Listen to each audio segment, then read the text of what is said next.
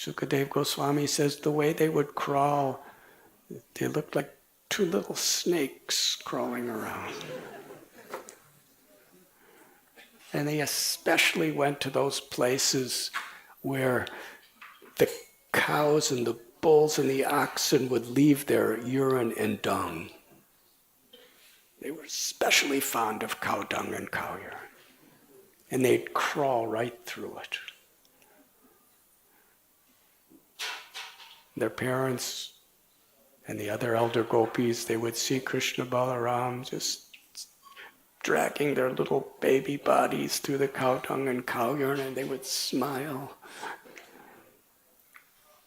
Sometimes Krishna Balaram would be looking for their mothers crawling.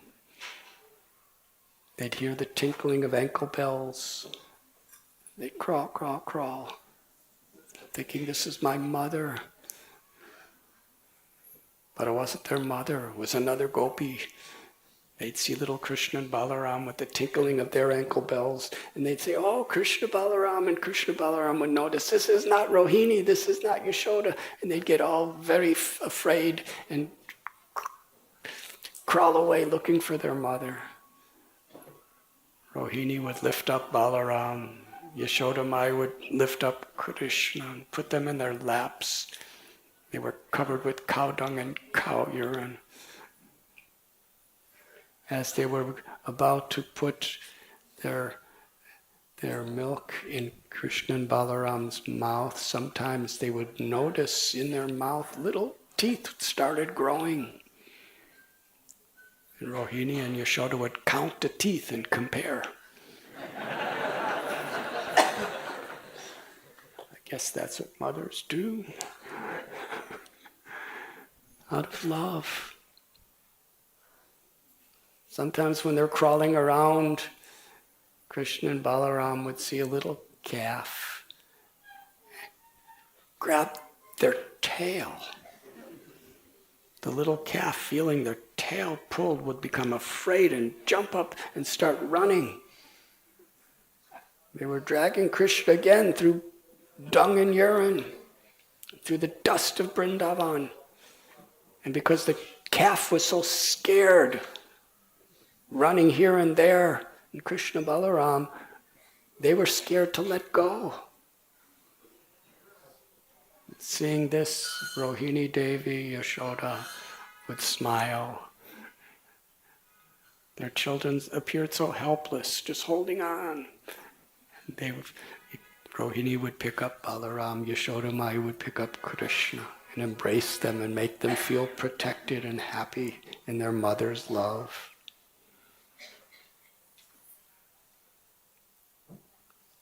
After some time, Krishna and Balaram, Shukadev Goswami says, without difficulty, they would learn how to walk. Little by little. And as soon as the Srimad Bhagavatam talks about walking, immediately comes the pastimes of Krishna and Balaram stealing the butter from the gopis' homes.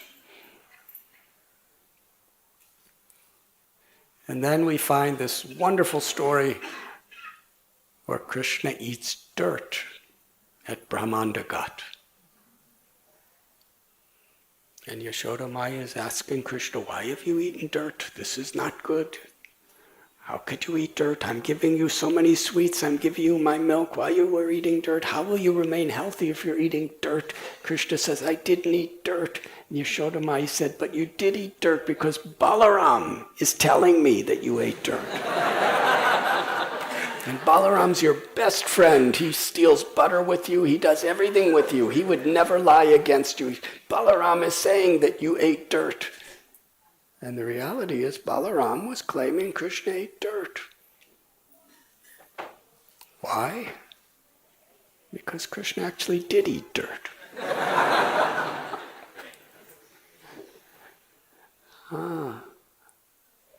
So here we find we've just been narrating little drops from the ocean of the stories of Balaram's complete surrender and submissive to to assisting Krishna and serving Krishna as Lakshman, as Sheshanaga, holding up all the universes, as Ananta, the ultimate servant of the Supreme Lord. But here, he's telling Yashoda and getting Krishna in trouble. This is Braj Bhumi. Balaram's eternal existence is simply facilitating loving pastimes between Krishna and his devotees.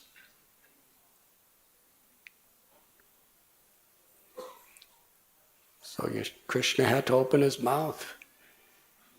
After all, Balaram said he ate dirt. And that is the time when he showed the entire universe within the little mouth